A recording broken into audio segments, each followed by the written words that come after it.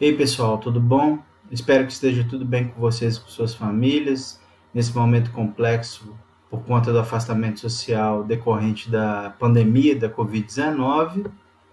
Mas vamos aqui mais uma vez dar continuidade aos trabalhos do programa letivo especial, aqui especificamente para a disciplina MED 113, Saúde, Sociedade e Ambiente 1, né? Primeiro período de Medicina da Faculdade Dinâmica.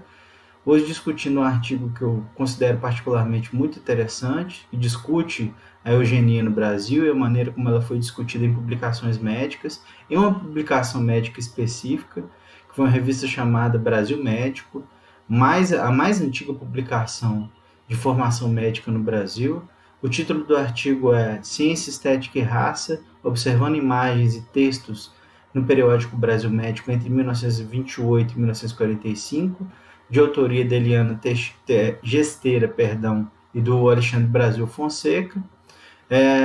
Os dois autores eles fazem algo que é muito interessante, eles observam, né, as publicações desse periódico durante um período de tempo relativamente grande e conseguem identificar ali todas as discussões que se referem às questões próprias da eugenia, dentro desse período de 1928 a 1945.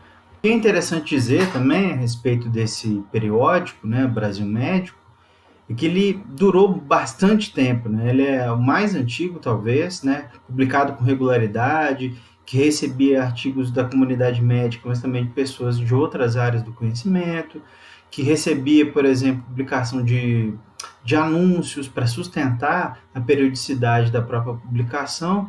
Ele foi criado em 1887 e durou até 1971, ou seja, foi quase aos 100 anos, né? Quase se tornou um periódico centenário. Ele foi criado por Azevedo Sodré, professor da Faculdade de Medicina do Rio de Janeiro, né? Uma das primeiras faculdades de medicina do Brasil, criada no século XIX.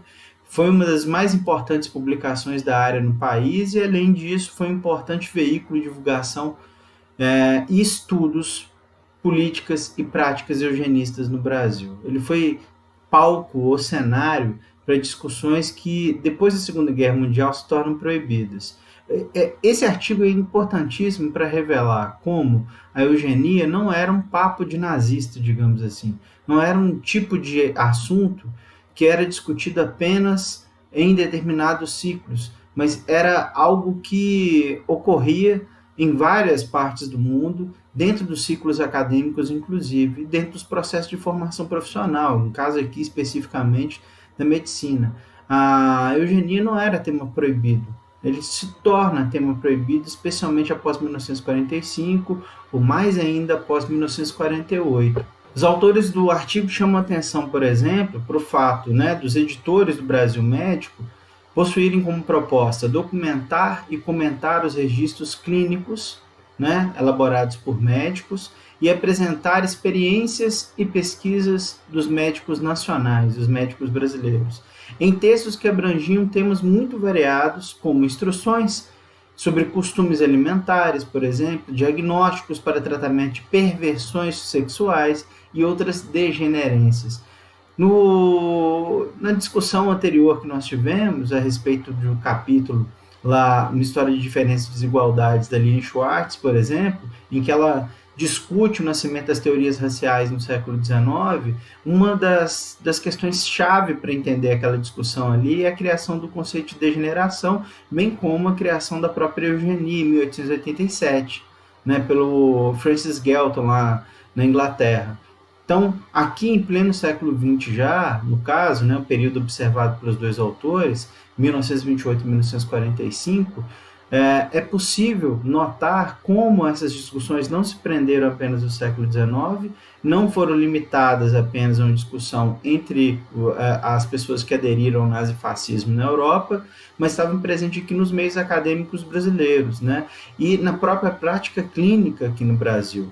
Então, questões como a sexualidade eram tidas como sinais da degeneração, né? Ou seja, um dos conceitos-chave para entender as teorias raciais nascidas no século XIX, que partia do pressuposto que pessoas ligadas a determinados grupos, ou seja, determinadas raças, seriam degeneradas, ou seja, não seriam eugênicas, não seriam fruto de uma boa geração, portanto teriam problemas que seriam transmitidos de uma geração para outra, ou seja, seriam hereditárias, não seriam solucionáveis. Ou, no caso mais específico aqui do Brasil, se discutiria como a miscigenação, condenada pelos europeus, poderia ser uma espécie de instrumento para depuração racial, ou seja, para eliminação desses degenerados.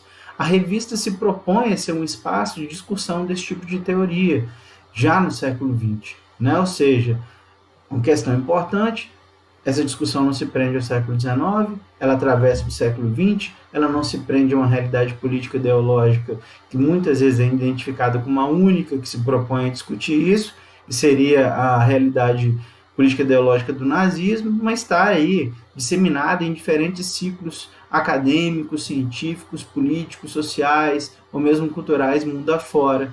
E isso é perceptível nas publicações do Brasil Médico, conforme os autores demonstram aqui no artigo dele. Os autores, inclusive, identificam a primeira vez que a eugenia se torna tema, né, específico de uma discussão publicada na revista. Isso ocorre em 1912, né, em um artigo que sugere a esterilização dos deficientes e dos degenerados. Foi publicada em 1912, reverberando uma discussão internacional. Ou seja, esses degenerados deveriam ser eliminados. A presença deles era uma ameaça à própria sociedade, uma ameaça à própria civilização. Então, havia de se tomar uma decisão do ponto de vista médico com relação a isso. Como? Evitando que essa degeneração fosse transmitida para outras gerações, a partir do princípio da hereditariedade. Então, a esterilização foi a recomendação, né, reverberada aqui nessa publicação especificamente. Essa não foi uma discussão só entre os brasileiros, obviamente, aí faz-se referência a uma discussão ocorrida em terras estrangeiras, e de fato ocorreram ações nesse sentido em diferentes lugares do mundo, ou seja, pessoas consideradas degeneradas foram esterilizadas, né, para que não passassem a sua degeneração à frente. Isso ocorreu em diferentes países mundo afora, inclusive. Então, os autores chamam atenção para como as imagens apresentadas, né, e os textos publicados ali entre esse período, né, de 1928 e 1945, revelam práticas de racismo e eugenia, né, ali absorvidos pela revista e seus editores, especialmente ao mostrar, a partir da utilização de fotografias, em sua maioria de corpos negros, a cristalização de um tipo de olhar que representava o que se entendia como degenerado, feio e doente, aquilo que deveria ser, portanto, eliminado ou controlado. Ao pesquisarem as publicações desse período, a Eliana Gesteiro e o Alexandre Brasil Fonseca identificaram discursos científicos, entre muitas aspas, que objetivavam a formação de hierarquias sociais com base na perspectiva biológica.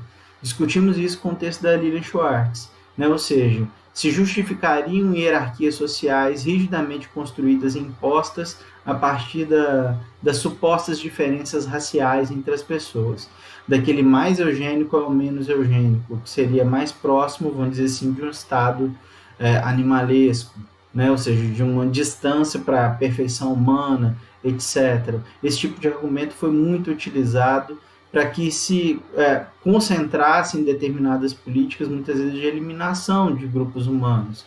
Isso é muito claro, isso é muito evidente no processo histórico que levou até a Segunda Guerra Mundial e se desenrolou ali naquele contexto, né? Defendia-se a intervenção nos corpos e nos comportamentos dos indivíduos como mecanismos de defesa da sociedade, ou, né, se justificava nesse sentido. Pessoas que não eram eugênicas, portanto degeneradas, poderiam representar um perigo para a própria sociedade. Representando perigo, elas deveriam ser controladas. O corpo deveria ser objeto de controle, né?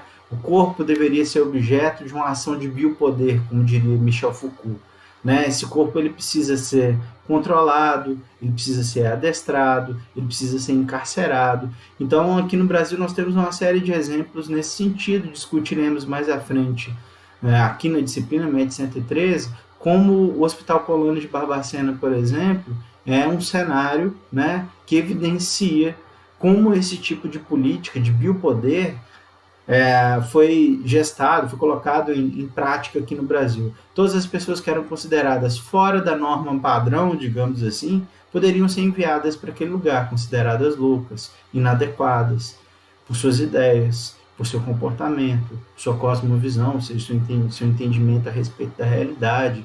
Enfim, qualquer pessoa podia se transformar em um indesejado social, um não enquadrado dentro das regras.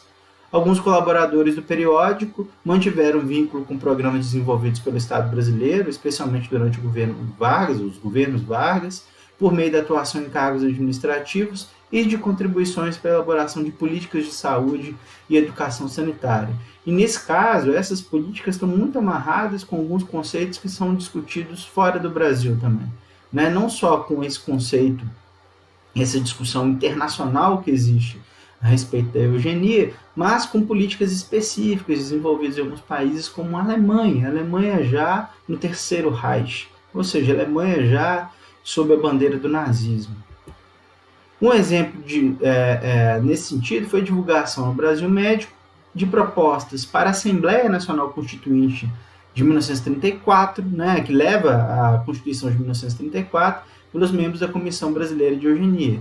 Eles queriam interferir no processo político brasileiro, queriam interferir na própria Constituição brasileira, no sentido de colocar ali elementos que eles consideravam necessários para controlar a população de degenerados e garantir, né, que o Brasil se tornasse uma nação eugênica. Né? Eles não estavam dispostos a discutir isso apenas no plano conceitual, no plano teórico. Eles estavam dispostos a colocar aquilo, né, em ação no plano político, né, no plano legal. Então, o presidente dessa comissão era o Renato Kell, um médico bastante influente nesse momento e que era assíduo colaborador do Brasil Médico. As sugestões publicadas lá no periódico baseavam-se nos princípios definidos pela Comissão da Sociedade Alemã de Higiene Racial. É a Comissão de Sociedade Alemã da Higiene Racial durante o Reich, ou seja, durante o período de governo nazista, né? No texto divulgado no periódico, cogitava-se, por exemplo, inserir lá na Constituição de 1934 proposições de caráter eugênico consideradas necessárias para combater as causas que contribuiriam para dificultar, abre aspas, a função geradora útil à nacionalidade, aquilo que colaboraria para o desenvolvimento da nação, da família, utilizando-se todos os esforços para a conservação e a multiplicação das famílias bem constituídas e de proles sadias, de bem dotados. Ou seja, garantir que apenas os eugênicos de fato existissem entre nós. Algumas das medidas, por exemplo, previam a proibição de casamentos interraciais. Pessoas de raças diferentes não poderiam se casar, porque a geração da prole seria a proliferação da degeneração, segundo essas pessoas, né? Ou que, antes dos casamentos acontecerem, que os casais deveriam passar por exames médicos para garantir ali, né, um atestado de não degeneração. Ou seja, que garantiria que as pessoas poderiam casar e gerar uma prole de bem dotados, seja lá o que isso signifique. O corpo de colaboradores do periódico incluía médicos e outros intelectuais de áreas que não eram relacionadas à saúde. Então, gente de diferentes áreas, como política, literatura, por exemplo, colaboravam lá para o Brasil Médico, né? Alguns bem conhecidos, inclusive. Humberto de Campos é um conhecido autor de literatura do século XX, aqui no Brasil, ele é um colaborador também assíduo, e essa colaboração especificamente é bem assustadora, digamos assim, né? O texto é muito explícito e foi publicado sem nenhum problema no periódico. Leiamos. Os pretos também são brancos. Segundo depoimento de alguns médicos alemães que fizeram um longo estágio na Togolândia e ali exercitaram sua capacidade como parteiros, os filhos dos negros, no momento do nascimento, são da cor de uma criança europeia ao nascer. Nenhuma diferença, nenhuma particularidade. A coloração da pele, dizem eles, começa no segundo ou no terceiro dia. No Brasil, ao que parece, não é assim.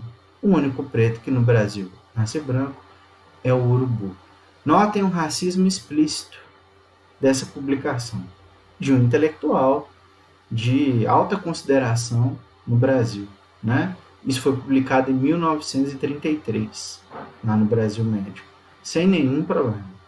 Notem, é uma publicação que recebe colaboração de pessoas que não necessariamente são do meio acadêmico médico, né? Mas que sequer séria, que é oferecida, né, como referência para a formação de novos médicos, inclusive, publicou um texto dessa natureza, que demonstra sua total abertura para esse tipo de discussão racista, porque ali havia terreno fértil para que se discutisse de fato a eugenia, ou seja, a identificação de determinados grupos da nossa sociedade como doentes, de fato, e, sendo doentes, alvo de ações que deveriam eliminar essa doença.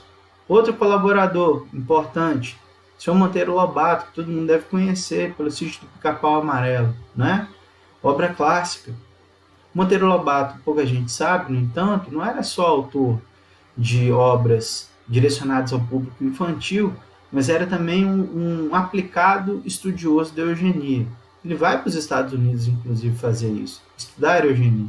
Então, é uma carta publicada no Brasil Médico, especialmente endereçada ao Renato Kell, aquele que lá está envolvido com a organização da Sociedade Brasileira de Eugenia. Então, ele diz o seguinte: meu caro Renato, recebi tua carta e o teu livro.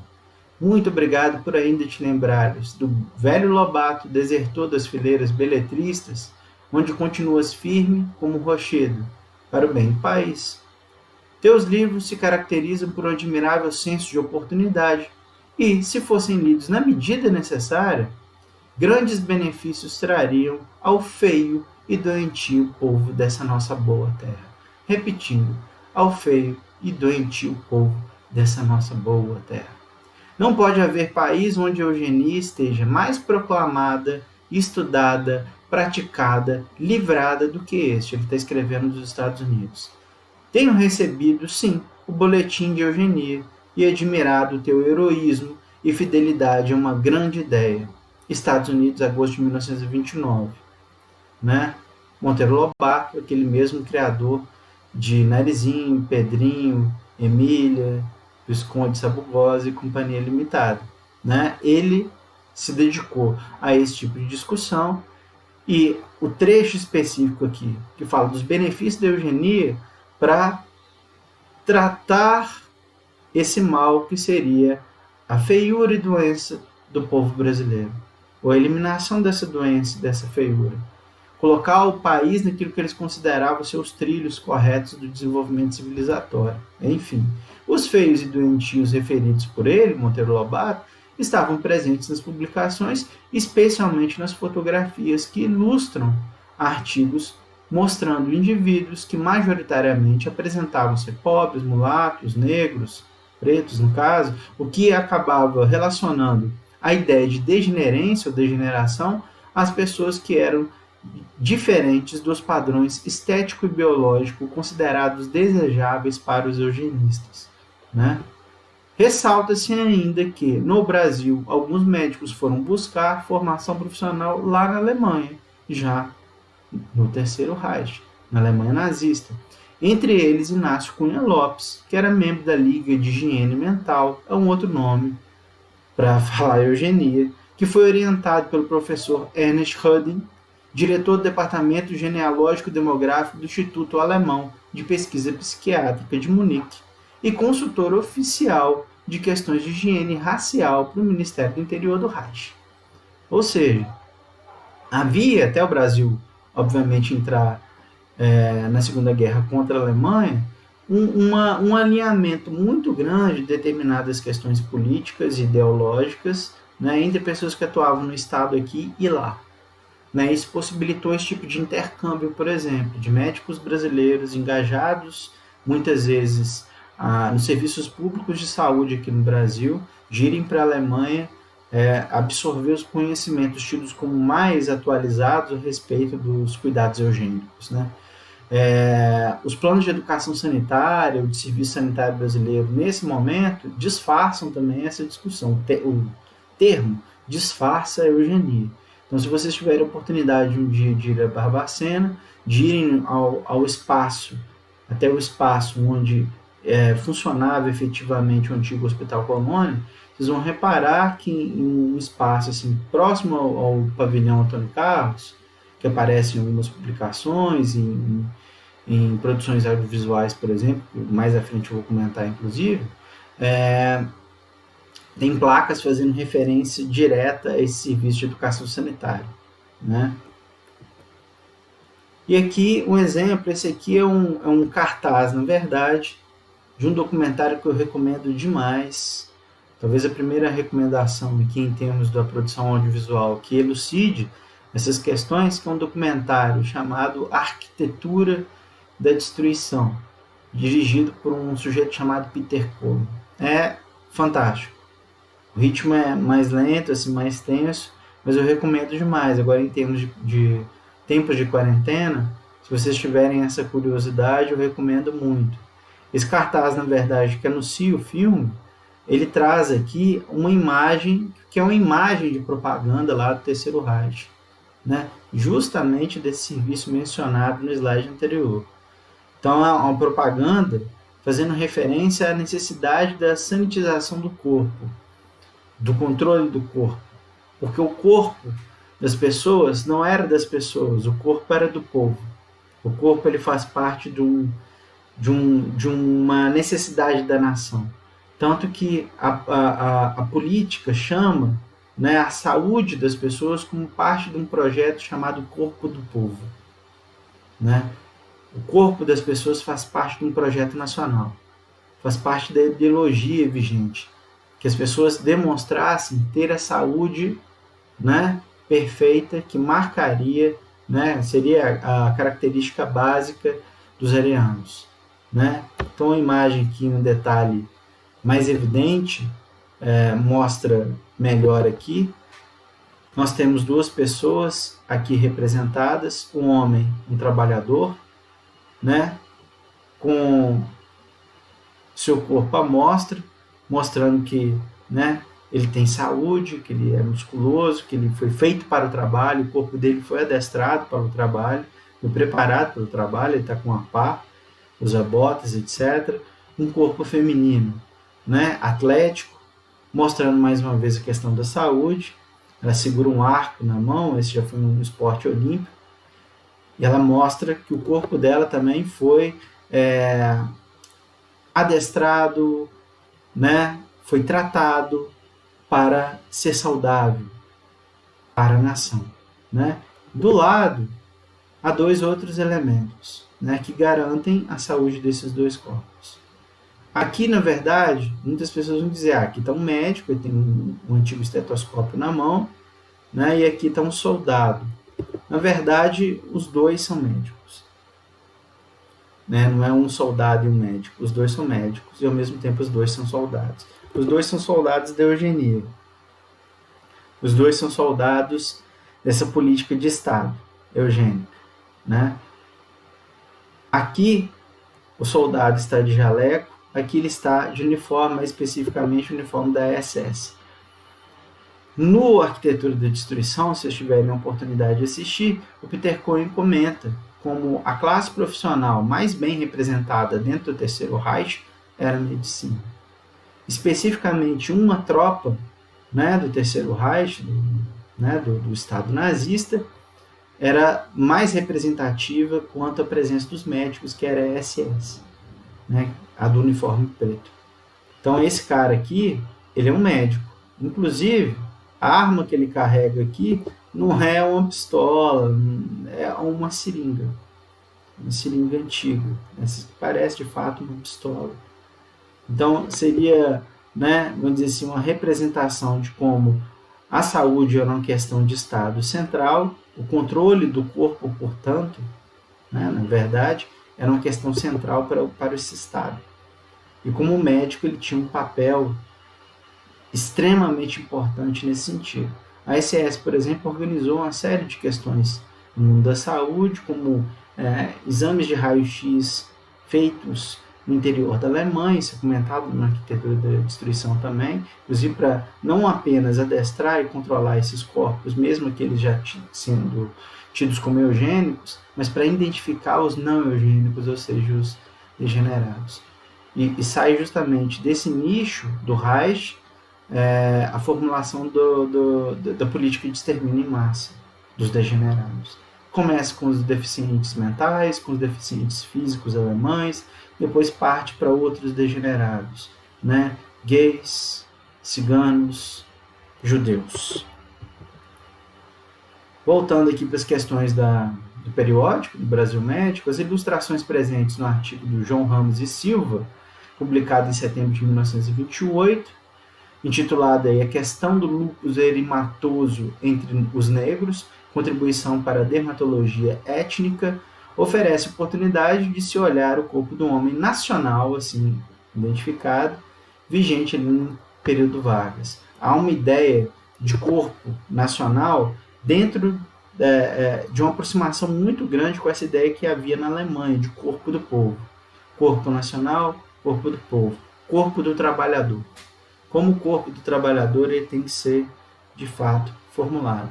Há, inclusive, uma aproximação entre a imagem do Cândido Portinari, do mestiço, com uma das fotos desse artigo, especificamente, que mostra a pessoa, né, um homem negro, forte, ou, no caso da obra do Portinari, um homem mestiço, forte, com um corpo talhado para o trabalho, um corpo disciplinado para o trabalho. Seria uma das preocupações centrais também dessas políticas de saúde eugenistas. O artigo trata da relação entre raça e doença, desenvolvendo a análise da ocorrência de imunidade para o lúpus eritematoso em negros tidos de raça pura, ou seja, não miscigenados. O autor chega à conclusão de que, embora existindo imunidade ao lúpus entre os negros, essa condição desapareceria pela ocorrência de cruzamento racial na população, tendo em vista o aumento de pardos e mulatos. Ou seja, ele identifica na miscigenação um problema. Ou seja, a raça pura, né, mesmo que hierarquicamente inferior, ela garantiria a preservação diante da doença. A miscigenação levaria à possibilidade do adoecimento. Um aspecto do trabalho que chamou a atenção foram as fotos de 3 pacientes que ilustravam o artigo. Um homem negro e 2 mulheres classificadas como pardas, está aí na próxima figura, que se encontravam totalmente vestidas, diferentemente do homem, que apesar de apresentar lesões na face e no tórax à mostra. Tem o tórax à mostra no resto do corpo. Aqui é a foto da mulher. Algo que os autores do artigo chamam atenção também é a maneira como o biopoder é exercido aqui, no registro das fotografias. Primeiro, porque as pessoas não necessariamente concedem direito à fotografia, elas são fotografadas pela força da autoridade médica. 1. 2. Há um direcionamento de uma força sobre o corpo das pessoas, não uma força da autoridade, pura e simples, né, de exigir que elas posem para as fotografias, por exemplo, ao contrário daquilo que acontece hoje, mas, em termos de pesquisas clínicas, mas da força do corpo da autoridade médica contra o corpo do paciente. No caso aqui especificamente, a mão do médico direcionando a cabeça da paciente, mostrando, como se ela não fosse capaz, por exemplo, de atender um pedido, incline sua cabeça, etc, etc. Ele exerce força sobre esse corpo. Essa força exercida seria demonstração de poder sobre esse corpo. É uma das discussões que os autores fazem aí no artigo. Fotografia do outro paciente, né, no caso um homem. O homem tem lesões aqui na face, tem lesões no tórax. Então os autores discutem como as lesões muitas vezes não são o principal ponto de observação, mas a própria constituição física dessa pessoa também pode ser alvo de discussão, dentro do conceito de corpo do trabalhador ou de corpo nacional. Né? Como é que o corpo nacional é constituído, como ele deve servir ao trabalho, etc.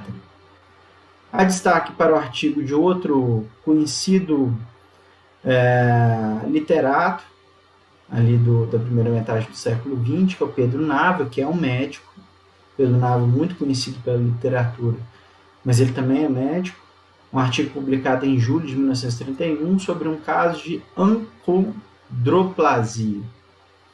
Nele consta a imagem de uma paciente diagnosticada com um tipo de patologia chamada de nanismo ancodroplásico e descrevem-se com minúcias partes de seu corpo, por exemplo, pés, mãos e coluna, bem como aspectos de sua personalidade, como se a personalidade da pessoa tivesse necessariamente amarrada à doença, amarrada à sua constituição física, como se a doença fosse definidora das questões morais da pessoa. E aí, mais uma vez, lembrando do capítulo ali do Schwartz que discutimos anteriormente, uma história de diferenças e desigualdades, as teorias raciais do século XIX, se propõe que a origem racial determina uma série de questões, determina a doença e determina as inclinações morais do indivíduo, de como a pessoa vai responder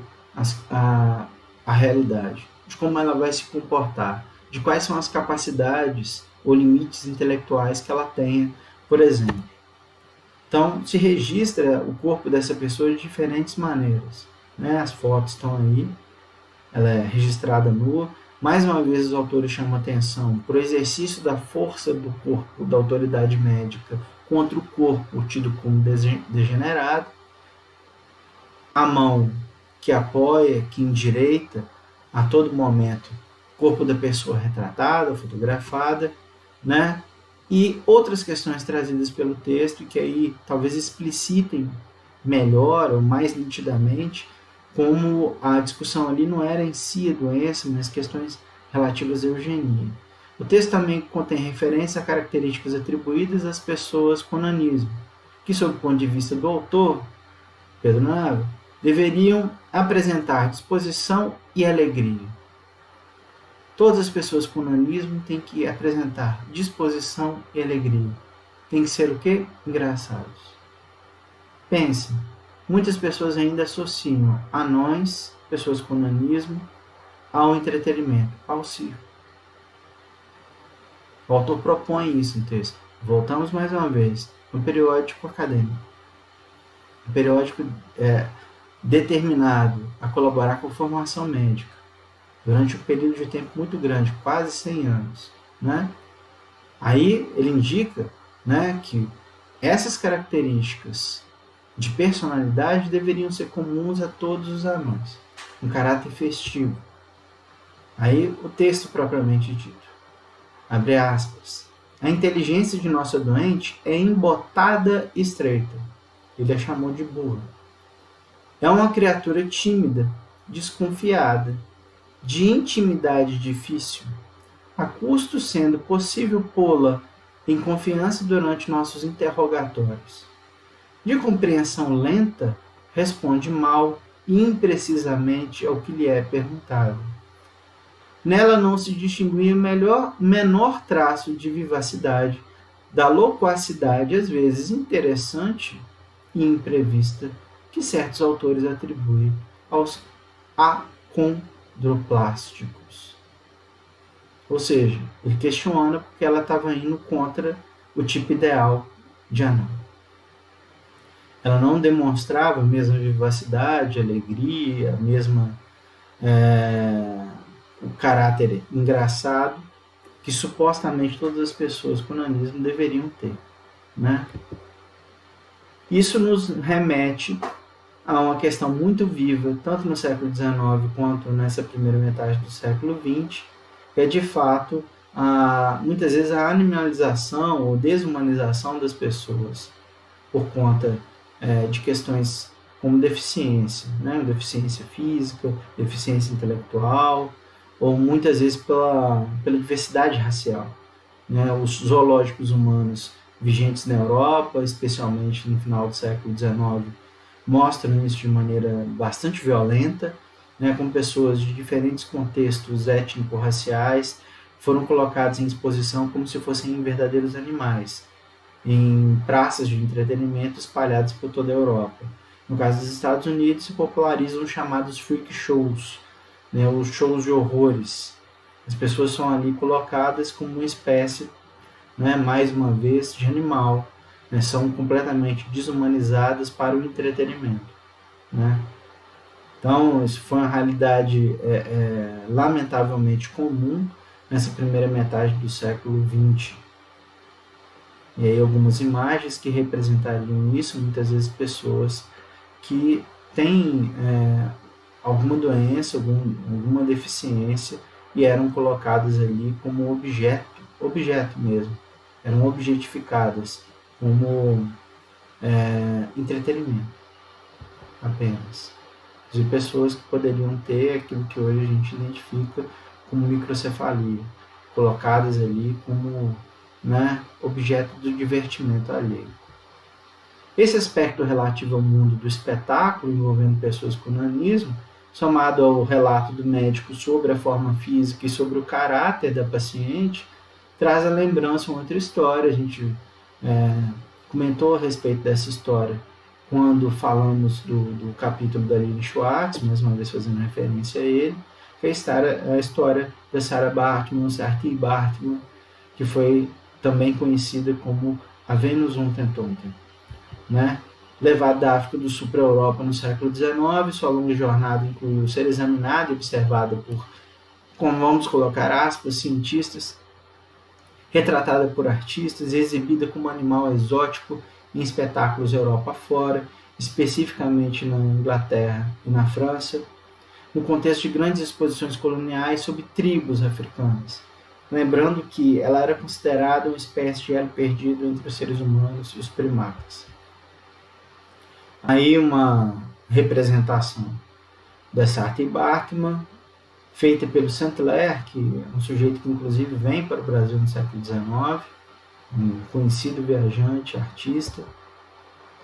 Outras representações, né, de caricaturas de como ela era encarada por aquela sociedade do século XIX e animalizada por ela.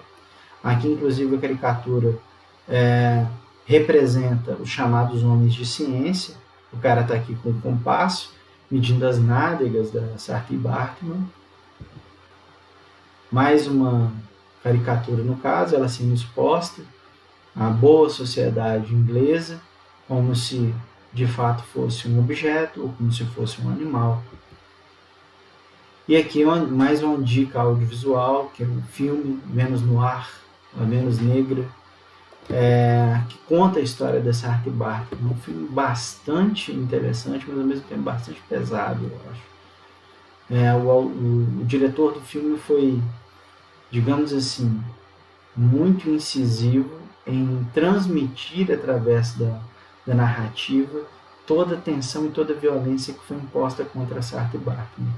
Lembrando que ela, no final da vida, depois de passar por uma concentração muito grande de agruras e violências, ela finalmente assim, alcança o estágio máximo de desumanização.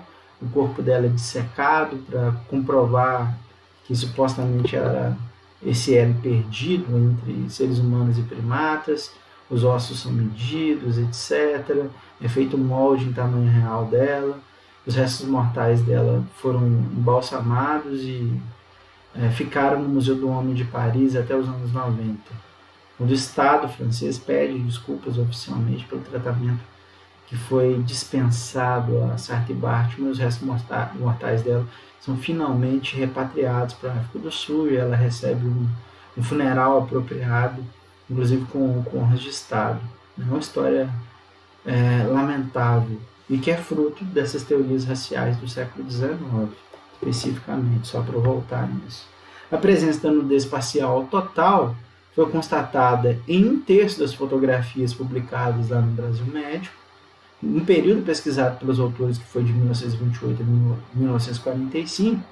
A situação era comum na imprensa médica, uma vez que não havia nenhum dispositivo de controle que preservasse a identidade e intimidade dos pacientes.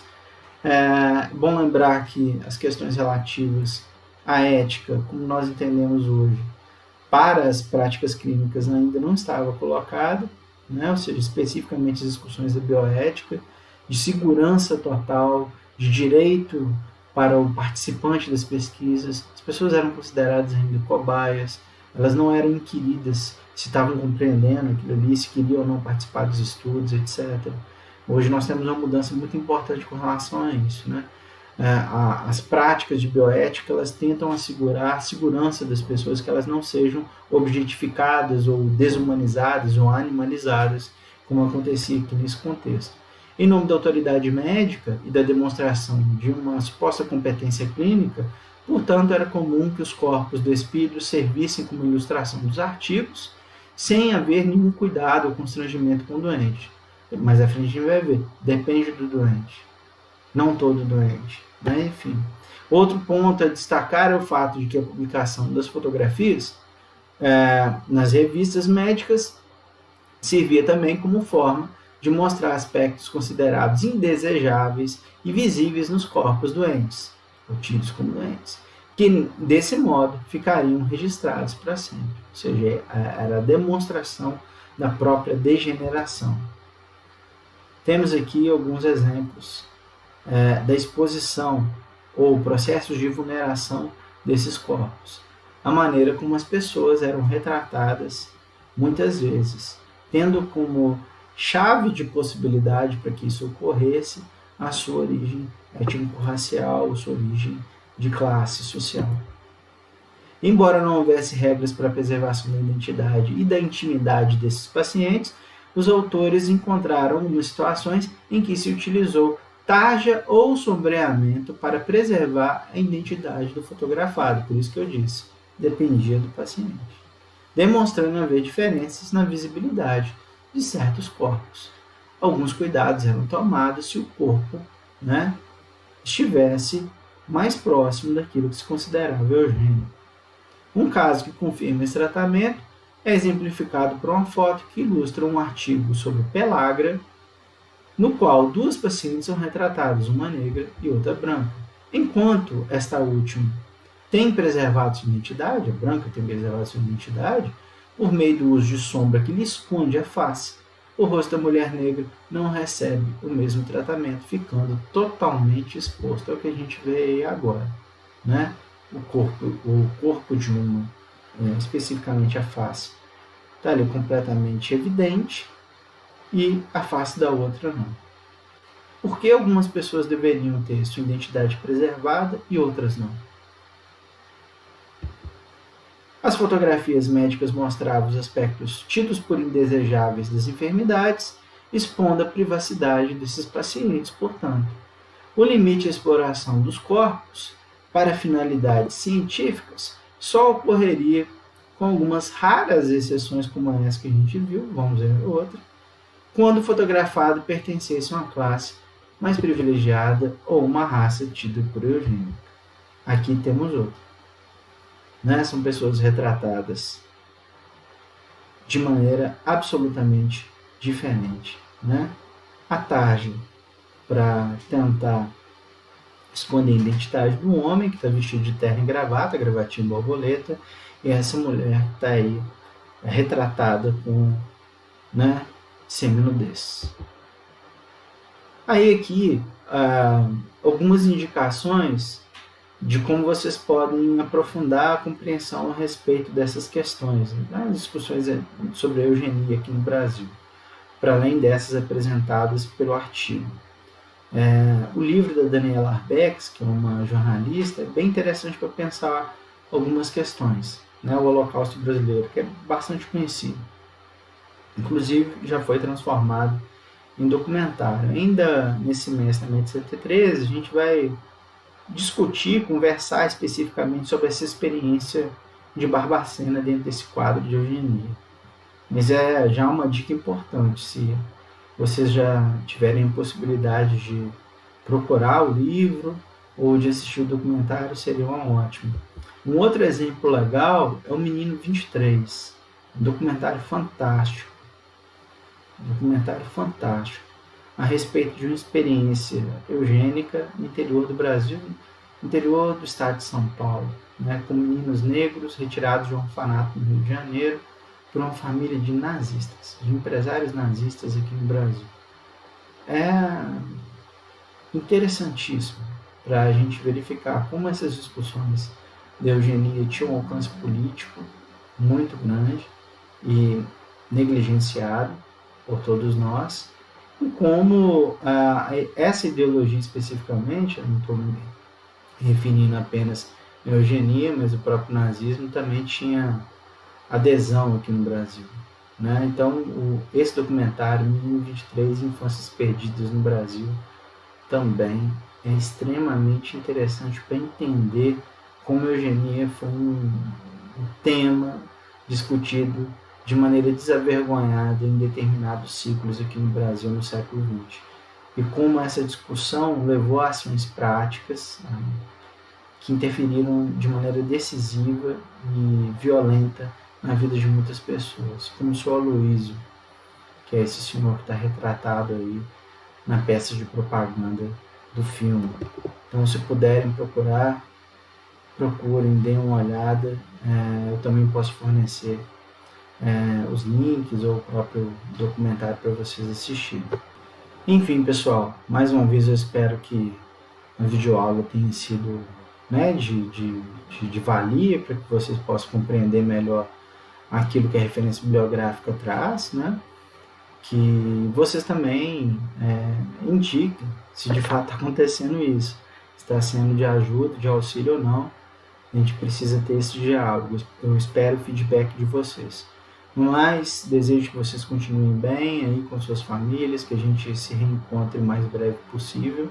Tá joia? Um grande abraço. Até mais. Tchau, tchau.